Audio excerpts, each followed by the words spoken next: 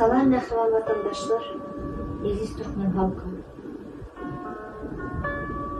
Ben hem Süleyman Tursunbayev'in ölümü aradaki açık haberle bağlanışlı öz sesimi yazı etmekten makul gördüm.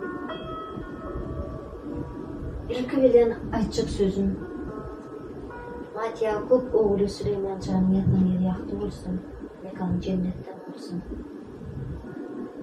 Mat Yakup ağa, ziyade gelmeci, sizi ve sizin başkalarınızı, doğruların taşlarınızı izi yarasın, Allah yüreğimize giyimlik versin diye. Bu çıkışım bilen ben özge inancımı kıyıskacık olsa da beyan etmek istedim. Aziz vatandaşlar, mehriban yurttaşlar, bu başkaların başına gelen bu ağır hadise benim yüreğimi bıçak olup girdi. Ve ben ziyade gelmece bilen Mat Yakup ağanın ne hile ağır cepha çekkenliğine düşünüyerim. Çünkü ben özümü onların yerine koyup gördüm ve yine hükmümle. Bir adamın ne hile ağır bunu düşündüğünü bilmek için özümü şu adamın yerine koyup görüm.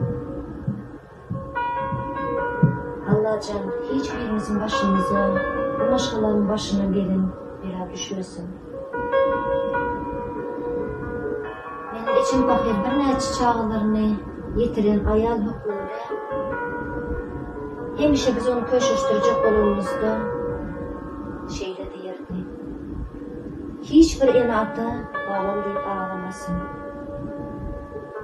Hakikatten de enatı ölmek mirastır.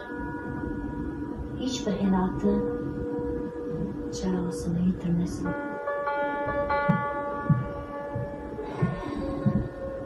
Her bir başkala baktı bulup yaşası geliyor. Baktı nerede deyip sorularını, baktı çağı, bağır maşkaladı deyiliydi. Her bir ene 9 aylık çağını boyrusuna götürüyor. Bir ene hükmünde çağını dünya indirmenin ansat değerlerini ben bunu düşünüyorum. Ak süt verip, gecelerine yatmam, o çağını kemala getirirsin. Mektebi verip, onun gündeki üstünlüklerini beğenirsin, boğulup gelirsin. Bir gelecekte onun halkımı da, vatanımı da, el atlasını, öz maşalasını, peydalı, adam bulup yetişeceğini yarsın. Her bir ele attığı için çağısının yeten derecesini, boğulup yaşamak bu onu baktır. Ben bağı inansak da, bu Türkmenistan'daki her rejim eden ettirik, eden cinayeti için cinayetkarların cezasız kalmağı, yurt içinde bulup geçen adaletsizlikler hemmemizin hem etimizden geçip sürgümüze yetendir diye. Bu 14 yaşlı perişte gibi çağlarını vurup öldürüldü insan çağları değerdir. Onları ben 2 elli ve 2 ayaklı şeytanlar deyip adlandırdım. Şeytanlar size yüzlemesi mi geliyor? 2 elli ve 2 ayaklı şeytanlar. Sizin cezamız hükman verilecektir. Hem bu dünyada hem de o dünyada.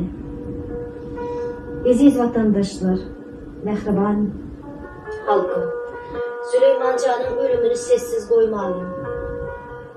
Bu maşkaların başına gelen bu bedbahtçılık ertir ya bir gün her birimizin başımıza gelip bilirdi. Hasab ediyorum. Şu sebeple bundan artık da oturmam. Adaleti, yani cinayetkarları anıklap, onlara en ağır ceza çaresinin verilmelerini talep edelim.